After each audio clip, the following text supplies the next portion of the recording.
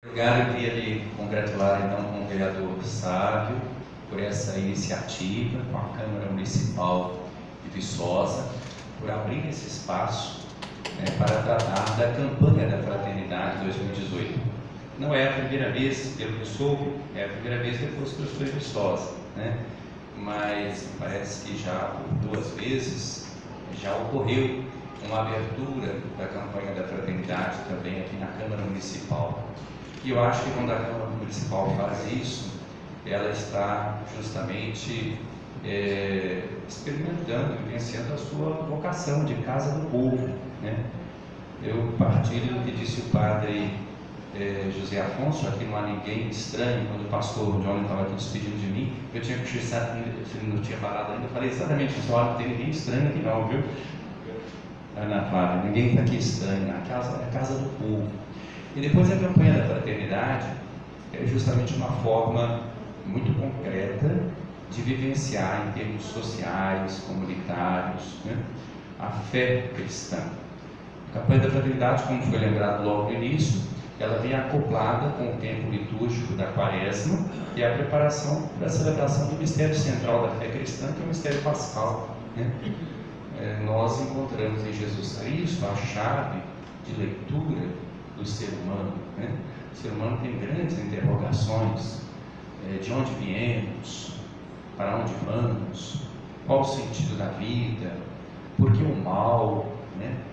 Nós encontramos em Jesus Cristo a resposta. O mistério do ser humano, para nós, só se esclarece verdadeiramente à luz do mistério do Verbo encarnado, como diz o Concílio Vaticano II. O Verbo encarnado significa o Verbo que entrou na história, que viveu uma vida humana, que pensou com uma inteligência humana, que trabalhou com mãos humanas, que teve sede, que teve fome, que se fez solidário com toda a humanidade, que foi vítima da violência. Então esse tema para nós não é estranho, e é um tema bíblico. Lá no livro do Gênesis nós lemos que a criação de Deus, naquele belíssimo poema, do primeiro capítulo do livro de Gênesis, vai como um refrão, a criação em 6 dias, no 7º dia Deus descansou, de uma maneira poética, não é uma descrição evidentemente nem científica, nem histórica do surgimento do mundo, mas é justamente uma abordagem sobre o sentido. Então Deus viu que era bom, e Deus viu que era bom, e Deus viu que era bom, cada dia, cada coisa. Quando chega a criação do homem e da mulher, e Deus viu que era muito bom. A criação é boa, nós não temos uma perspectiva dualista. Mas no 3º capítulo do Gênesis, nós falamos de uma postura de desobediência. A palavra obediência talvez não seja uma palavra assim muito simpática, sobretudo quando nós pensamos em opressão. Mas a palavra obediência, ela vem do latim, significa dar audiência, dar escuta, dar ouvido. Quando o ser humano não dá ouvido à voz de Deus, ele dá ouvido a outras vozes sedutoras, inclusive ao seu eu inflado. Ficamos tão maravilhados com o que somos, como diz o Salmo 8, que é o homem, Senhor, que é o ser humano, para que dele nos lembreis, pouco menor do que os anjos o fizeste. Quer dizer, o ser humano se maravilha com ele mesmo e pensa que pode construir a sua vida sozinho, sem Deus e às vezes até contra Deus. E aí então é introduzida na história a violência. No capítulo 4 do livro do Gênesis, nós vemos, logo depois do chamado pecado original, nós vemos um ato de violência e a concretização desse pecado. Caim que mata Abel. Caim, que é forte, mata Abel, que é frágil. E quando Deus pergunta para Caim: onde está o teu irmão? A resposta de Caim é emblemática: por acaso eu sou cuidador do meu irmão? Ou guarda do meu irmão? A violência não ficou. Quer dizer, não existe esse cuidado, e por isso a morte. Aí nós vemos toda a feiura, digamos assim, da desobediência ou do pecado, na morte do irmão. Então a violência, quando o padre Zé Afonso lembrou das causas, ela tem várias causas. Uma causa, digamos assim, mais profunda, que nós podemos abordar do ponto de vista teológico, é justamente essa falta de audiência à palavra de Deus. O ser humano é fundamentalmente aquele que escuta uma palavra primeira de criação amorosa, que faz uma criação boa, que nos coloca num jardim do Éden, né? Uma imagem belíssima. Quer dizer, o ser humano é aquele que deve conviver com Deus. Tem até a imagem de Deus passeando no jardim, né? Quer dizer, ele é próximo. Mas quando ele se afasta de Deus, ele quebra essa relação filial com Deus, a relação fraterna entre nós e a nossa relação com a natureza também. Nós passamos não a sermos administradores, né, dos bens que Deus colocou, mas nós começamos a querer tomar posse, a ganância, a ambição, a morte. Então, só para lembrar de uma das causas, a causa fundamental, a causa raiz, que é abordada pela perspectiva religiosa, pela perspectiva teológica. Passemos para o Brasil e lembremos de uma causa estrutural. No Brasil, muitas vezes, às vezes nós aprendemos, quem sabe, na escola, mas o Brasil é um país pacífico, é um país abençoado por Deus, onde convivem as diversas raças, as diversas culturas, é uma mistura, tem o índio, tem o negro, tem o branco, que beleza, o Brasil, tudo em paz. Isso nunca correspondeu à realidade, né? Isso é um mito, né? Então nós temos no Brasil, historicamente, uma violência estrutural, institucionalizada, um país onde os índios foram escravizados, os negros foram escravizados, um país que foi construído usando como combustível o carvão humano, né? O sangue do ser humano, isso sucessivamente, só para ficar no Brasil. Se pensarmos também no período da imigração, quantos imigrantes chegaram aqui por baixo? Hoje a gente fala imigrantes, às vezes pensa até nos europeus, quantos que sofreram muito, porque chegaram aqui por baixo e não foram bem tratados não, como os venezuelanos que estão chegando lá em Roraima, como os haitianos que fogem da linha do Haiti, não são bem tratados, né? Assim, né? Então, não é um país onde não existiu violência, onde existiu acolhida, não. Sempre existiu uma violência muito grande, né? E se nós pensarmos hoje que 6 pessoas, 6 famílias detêm a renda de mais de 90% da população, olha, que violência mais estrutural. É claro que está aí um barril de pólvora, né? Então nós não podemos nos iludir. Então existe uma violência estrutural, né? Até como diz o padre Zé Afonso, senão nós vamos ficar enxugando gelo, né? Isso não deve ser desculpa para não fazer nada, né? Porque essa poderia ser uma desculpa de ficar no discurso, o problema é estrutural, vamos fazer a revolução, né? Eu também estudei história, me lembro quando a gente ia para a rua fazer protesto contra o governo, e eu tinha uma diferença, porque muitos dos meus colegas pensavam na revolução, e eu também não estava contra, precisamos de mudar essa estrutura, só que o feijão que o meu irmão não comeu hoje, ele não come nunca mais.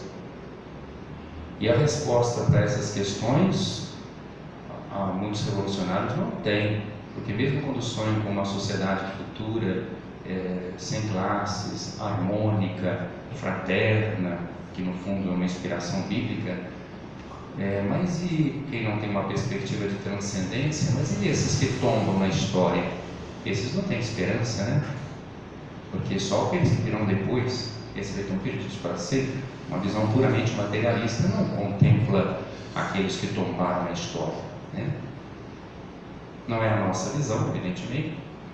Então eu queria lembrar só isso. O Brasil tem uma violência estrutural e tem uma violência nesse momento. A violência não é só local, não é só um probleminha, desculpe, estou sendo irônico, de intervenção no Rio de Janeiro. Olha, como é que nós estamos lidando com a violência? Nós vemos que a violência está presente na sociedade. E olha o perigo de como nós pensamos que vamos resolver isso. Eu coloco cerca na casa, eu coloco câmara, eu coloco grade, eu coloco... Não estou dizendo que não possa fazer isso, e a gente tem que colocar às vezes na prática, né? Mas eu estou dizendo assim, nós vamos pensando que nós vamos vencer a violência nos armando, né? Vamos colocar arma, olha o presidente Trump lá nos Estados Unidos, né? Aquela morte lá na escola. Agora o que ele está dizendo? Vamos dar arma para os professores, né?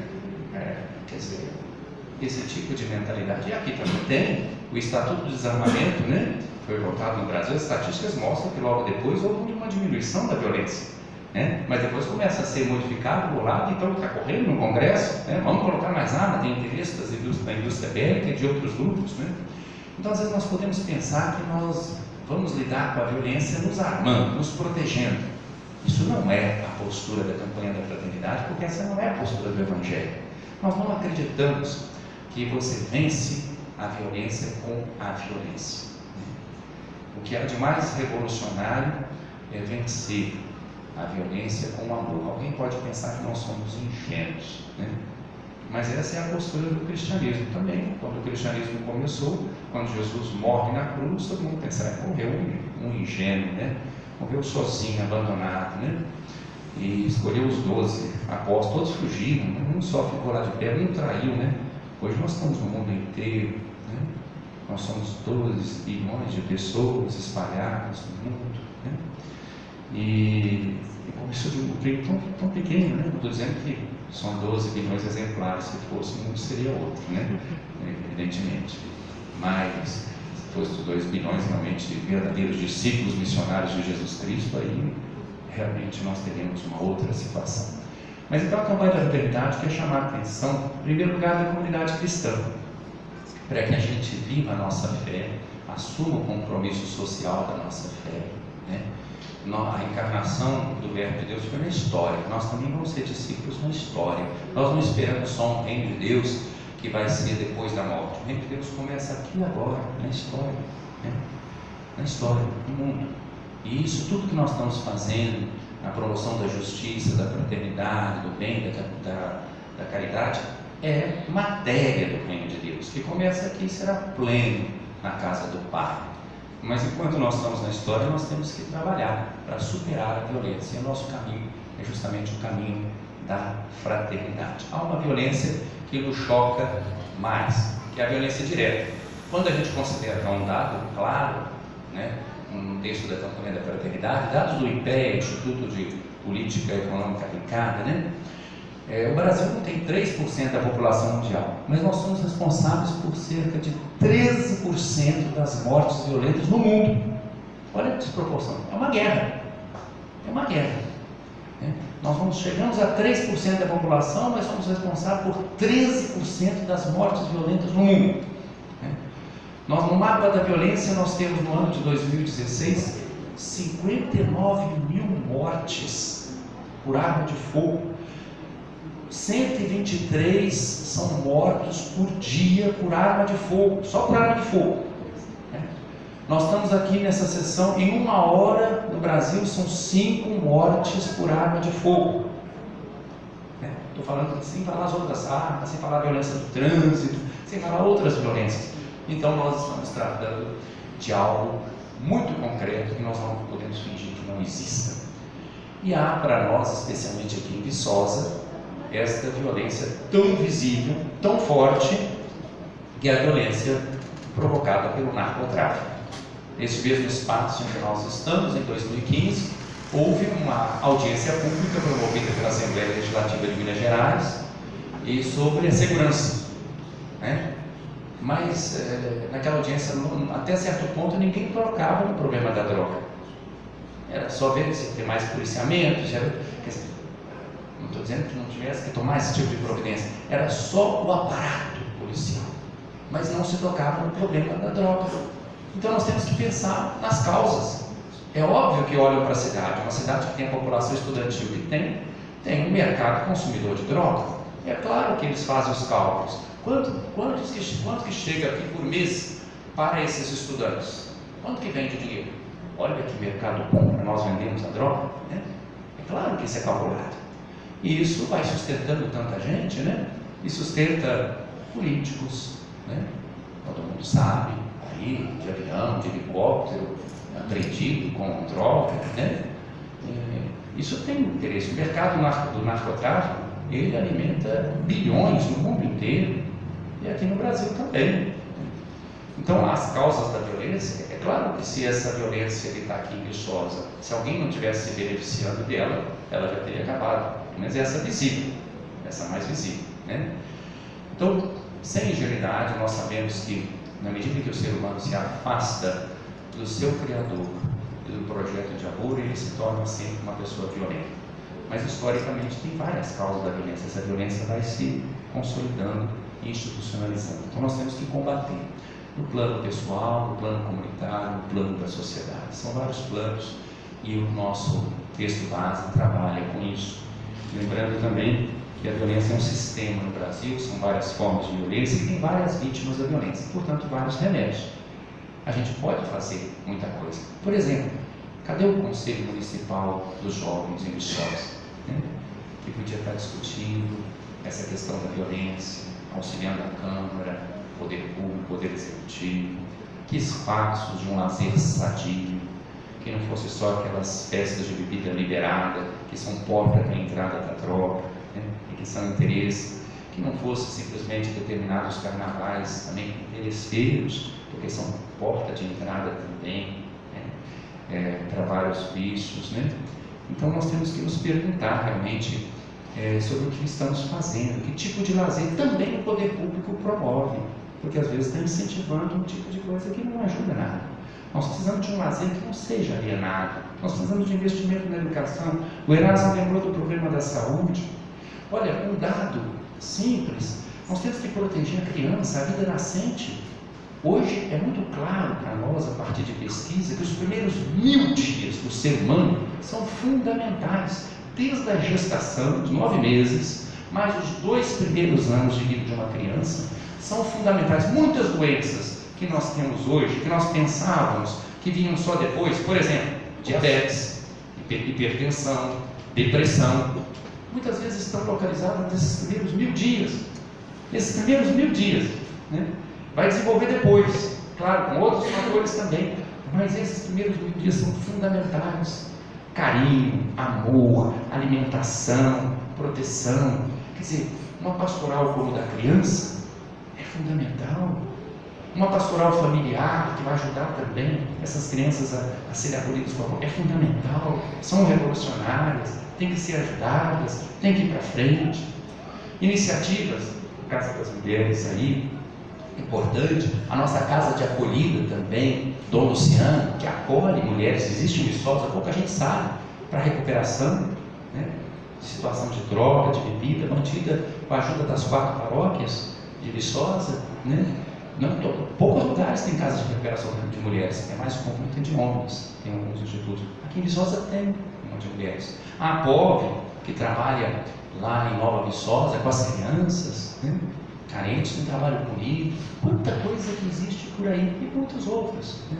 Eu só queria lembrar, assim como o vídeo mostrou, tantas iniciativas que existem bonitas no Brasil, em vários lugares, aqui também tem, e que precisam ser também valorizadas, incentivadas. Que bom que a Câmara Municipal tenha aberto esse espaço, que a casa esteja cheia, que isso esteja sendo refletido, debatido, para que nós não cruzemos os braços diante de uma violência tão evidente, não só essa das mortes, mas essa que tem raízes nessa violência estrutural, que faz parte da história do Brasil, que tem raízes mais profundas no próprio afastamento do ser humano de Deus. Que a gente possa então caminhar para construir uma fraternidade e para superar as várias formas de violência, pela educação, pela família, pela nossa postura, pela nossa conversão, como foi dito e é tema da campanha da fraternidade. Todos nós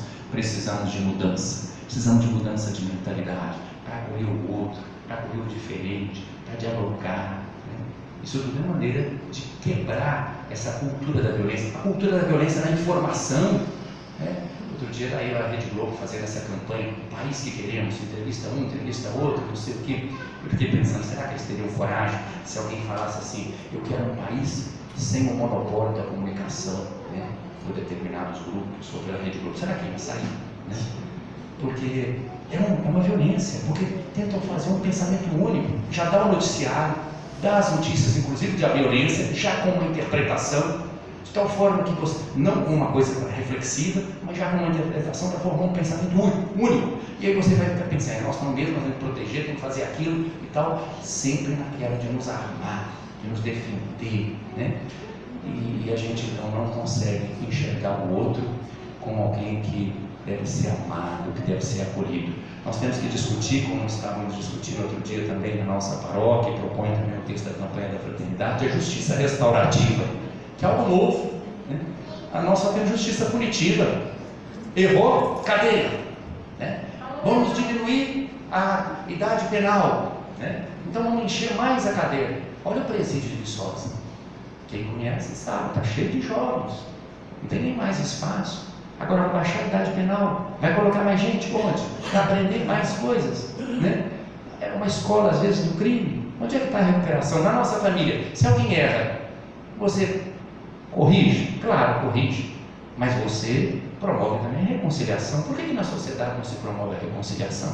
A justiça restaurativa propõe exatamente o encontro entre o ofensor e o ofendido, de tal forma que o ofensor percebe: eu fiz o mal, eu quero reparar, eu percebo que eu prejudiquei essa família, essa situação. E o ofendido aceita. Tem que largar o coração dele também. Aceita o pedido de perdão e perdoa. Justiça restaurativa. Isso é evangelho, isso é desafio. Mudança de mentalidade, mudança de coração. A campanha da fraternidade quer mexer com essas coisas. Mexe no nível pessoal, no nível comunitário, no nível da sociedade. Então é algo realmente bastante abrangente. E se não for pedir muito, o vereador sabe, eu sei que o tempo vai passando, mas tem um vídeo aqui que eu acho que vale a pena a gente ver, porque tem inclusive gente da pastoral carcerária aqui. E Viçosa tem um presídio com umas 200 pessoas, a maioria jovens, né? Nós precisamos de alternativa por aí também, né? Nós precisamos de um sistema que não seja só punitivo.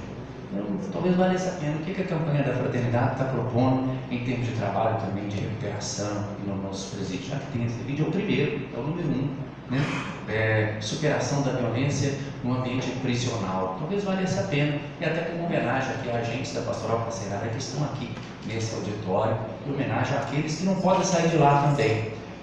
Eu soube que teve uma missa lá agora recentemente, e teve alguém que perguntou para alguns que participaram da missa, eu não estava nessa, e perguntaram: escuta, vai ter uma passeata lá para a Câmara? Era a nossa sessão de hoje. Pensaram que era mais um, né? Chega de olho, pensando neles lá presos, eles não podem participar, achando até que ia ter uma passeata. A passeata não é essa sessão aqui, tranquila, mas acho que vale a pena a gente pensar nesses que a gente não visita, que a gente não tem contato, que alguns erraram sim, né? Mas a gente sabe tantos outros que erraram, que estão por aí, né? E que não aparecem, e os que estão por trás desses crimes todos que não aparecem, não são esses que estão matando, estão disputando o mercado consumidor de droga, que não, tem aqueles que ganham por trás, né? E na audiência pública, que eu me lembro que eu fiz essa pergunta aos deputados que estavam presentes: nós estamos dispostos a tocar nas causas mesmo? O pessoal tinha 3 minutos para falar, ali na fila do povo. Será que nós vamos tocar nas causas? E depois, eu não podia falar mais, né? Eu só tive que ouvir algumas réplicas. Mas estamos aí e a nossa luta continua. Essa campanha da fraternidade é mais uma importante, deve deixar bons frutos, esperemos que deixe no coração de cada um de nós, nossas comunidades, na nossa sociedade. Parabéns, Câmara Municipal de Viçosa, parabéns, vereador Sábio, por essa promoção, e que essa casa esteja sempre aberta aos reais problemas do povo, como esse problema, que é existencial, que é social, que é histórico, e que nós precisamos estar à altura dos desafios do nosso tempo, para que a gente melhore o nosso tempo e, sobretudo, as próximas gerações.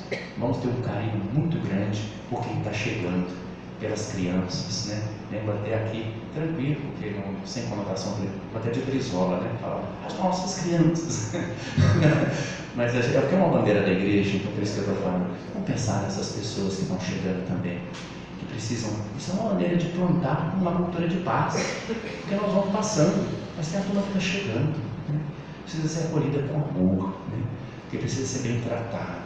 Então a responsabilidade de quem está sentado nessa cadeira, e todos nós, né? De construirmos uma sociedade melhor, justa, fraterna, solidária. Obrigado. A gente agradece, Coronel Laura. E, claro, nós vamos atender o pedido, por favor, o vídeo número 1.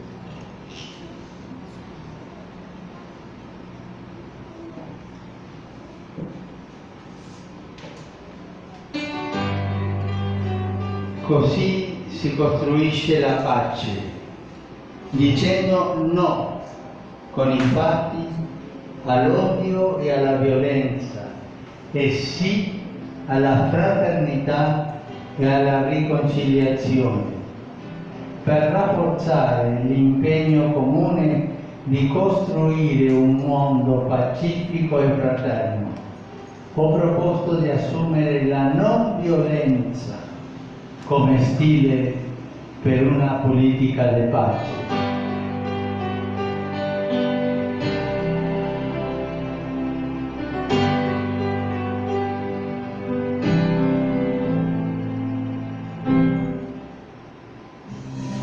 Meus irmãos e minhas irmãs, o tempo litúrgico da Quaresma nos convida à conversão, à transformação. No tempo da Quaresma, sempre trazemos um tema para a reflexão com a campanha da fraternidade. A campanha da fraternidade deste ano aborda a fraternidade e a superação da violência. Vivemos um momento difícil da história do Brasil, cheio de violência, violência nos gestos, violência nas palavras, violência nas relações, e nós desejamos superar a violência. Como superar a violência? Lembrando o lema da nossa campanha da fraternidade: vós sois todos irmãos. Somente sendo irmão e irmã que nós respeitaremos a dignidade da outra pessoa. Sendo irmão e irmã, nós construiremos a fraternidade. Vamos participar intensamente da campanha da fraternidade. Para isso, apresentamos 7 vídeos com 7 experiências de superação da violência. Apenas escolhemos 7 para podermos assim ter uma oportunidade depois de conversar e discutir sobre essas experiências nas nossas comunidades. Uma abençoada campanha da fraternidade e uma feliz caminhada quaresmal. Pois Jesus disse que somos todos irmãos.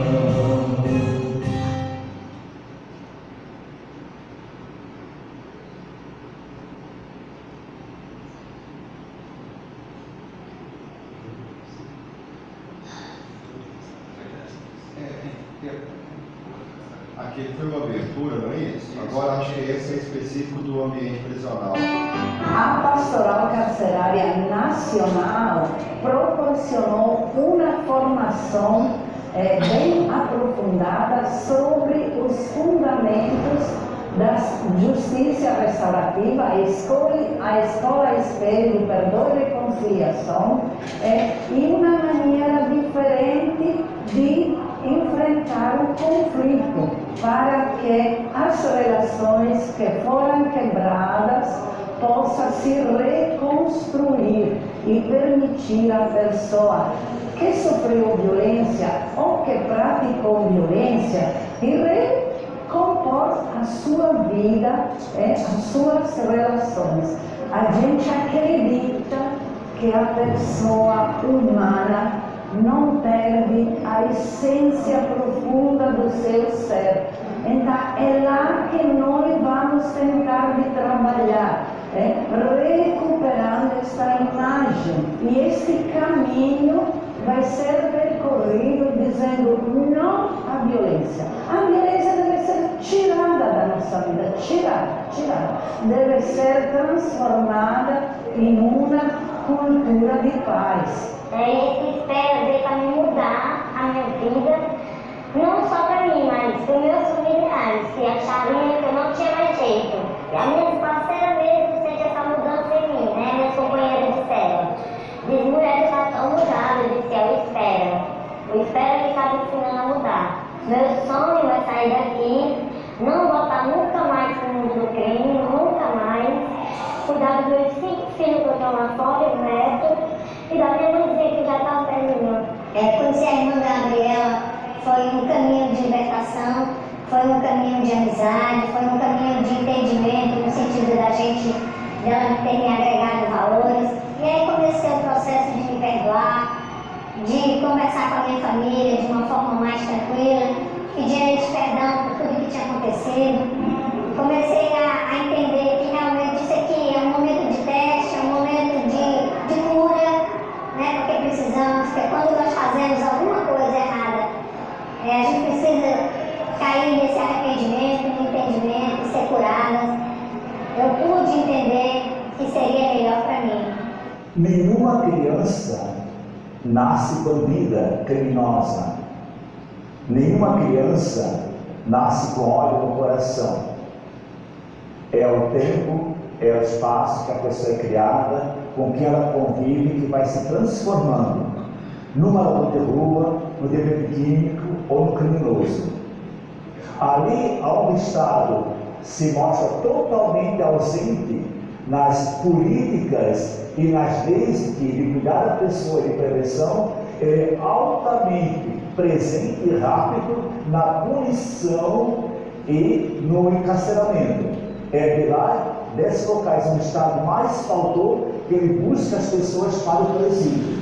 Nós somos também responsáveis por aquele irmão, por aquela irmã que caiu ou que está nesse mundo da delinquência.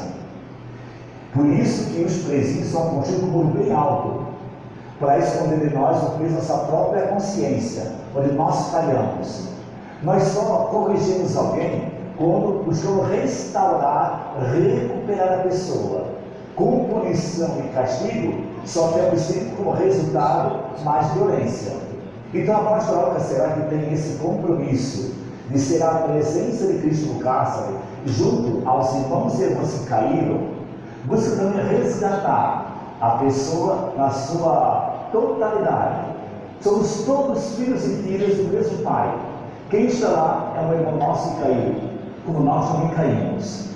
O que o Papa nos pede muito hoje, quer uma igreja em saída, em contato com esses periferias existenciais. Então, esse olhar para quem caiu, quem está de uma prisional, é um desafio muito grande para toda pessoa que busca minimamente viver um pouquinho a palavra de Deus. Pois Jesus disse que somos todos irmãos. Obrigado. O Cônego Lauro lembrou dos nossos presídios, que é importante falar também da APAC, que recupera pessoas condenadas, mas que têm a oportunidade de aprender profissões, de estudar e que podem ter essa ressocialização de uma forma mais humana. Então nós temos investigado também a APAC. Fraternidade e a superação da violência, como foi dito aqui, sempre que o homem combateu a violência com mais violência, nós nunca tivemos resultado. Então, combater com a fraternidade, com a solidariedade, é o caminho para a superação da violência. Vereador Edelmino, o senhor quer dar uma palavrinha? Nós já estamos encerrando, mas depois também o Henrique pediu para falar rapidinho. E depois, se mais alguém aqui do nosso público quiser dar uma palavrinha, vai ficar à vontade, tá? Por favor.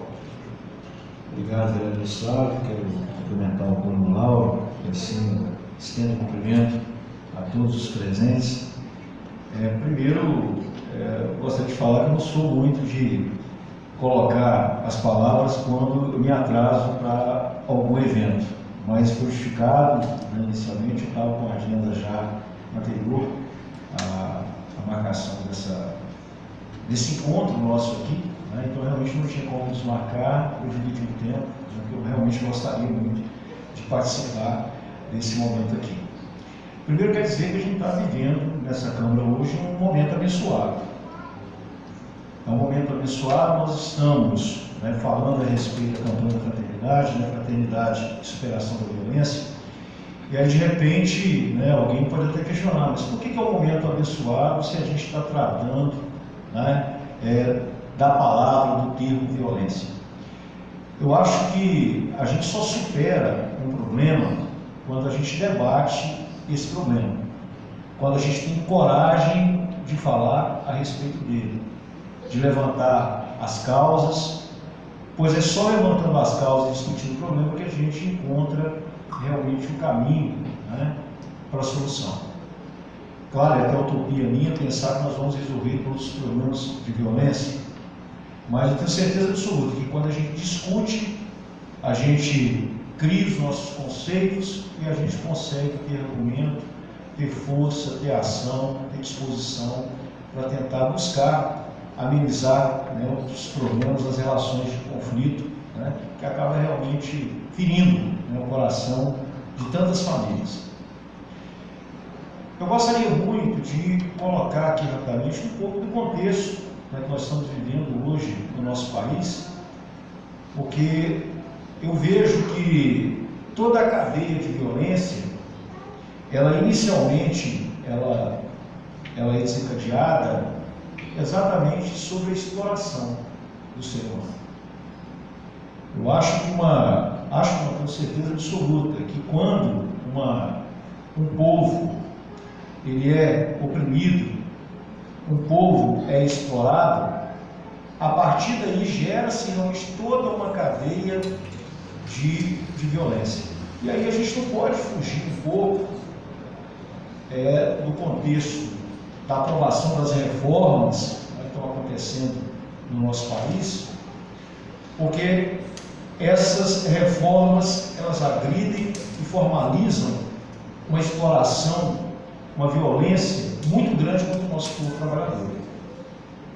E a partir dessa exploração do povo trabalhador é que se dá o acúmulo de riquezas, uma minoria ficando com a maior parte da riqueza do nosso país. E com isso aumenta muito a situação do nosso povo trabalhador, muitos não conseguirem ter uma vida digna e realmente ficar numa situação de risco cada vez maior, exposto cada vez mais à situação de violência. Ao mesmo tempo, a gente vê a ausência do Estado, né, em vários pontos, em todas as esferas, né, federal, estadual e municipal, em que falta realmente aquele trabalho de política pública naquilo que pode reverter tudo isso, que é exatamente o trabalho, né, com a educação. Tirar as nossas crianças da situação de risco, né, colocar as crianças na sala de aula, dar oportunidade de esporte, dar oportunidade de lazer, pois é exatamente isso que o Conde Lauro colocou, né? Ninguém aprende, né, a situação, ninguém nasce, aliás, com violência, e isso vai sendo incorporado em função das situações de risco que o cidadão ele vai se relacionando. Então a gente não pode, em momento algum aqui, né, esquecer, né, que nós estamos tendo uma situação de aprovações de reformas que vai, eu acho, onde me demais colegas, que se a gente não conseguir reverter alguns pontos dessas reformas, né, a tendência é nós termos de povo cada vez mais explorado, cada vez mais oprimido, cada vez mais em situação de risco, e essa questão da violência tendendo, né, a aumentar. E aí o nosso trabalho, né, enquanto povo, enquanto igreja, né, enquanto poder instituído, né, ele, claro, aumenta ainda mais para a gente tentar conseguir reverter. Então eu agradeço muito pela oportunidade de estar aqui, de comungar um pouco, né, dessa água, né, desse momento de discussão, que eu acho que é um momento importante. Tá? Então eu agradeço muito, né, a todos. Muito boa noite. Obrigado. Obrigada a você.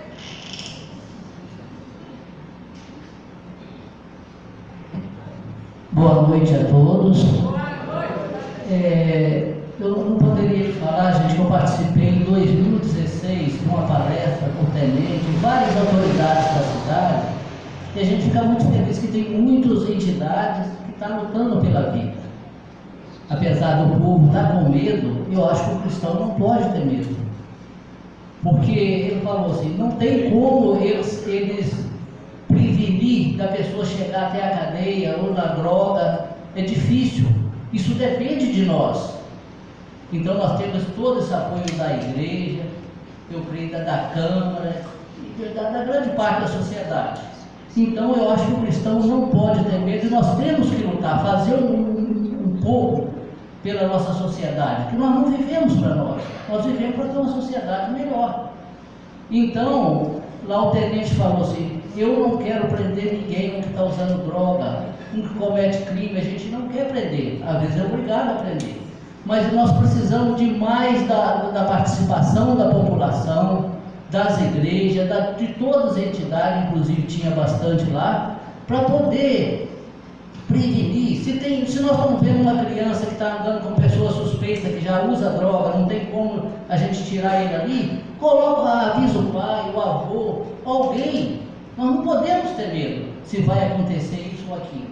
Mas com carinho, com jeito, eu acho que nós podemos melhorar essa sociedade. Com tanto cristão, eu acho que o cristão que ouve a palavra de Deus, ele não pode ficar quieto, ele é um morto. Porque não é possível, Jesus Cristo lutou contra o Império Romano, que jamais qualquer pessoa poderia combater aquilo lá. Hoje é a sede da igreja. Será que na nossa cidade nós não podemos lutar? Nós temos que perder medo. O povo brasileiro está muito quieto diante de tanta injustiça contra o povo. Nós não podemos, gente.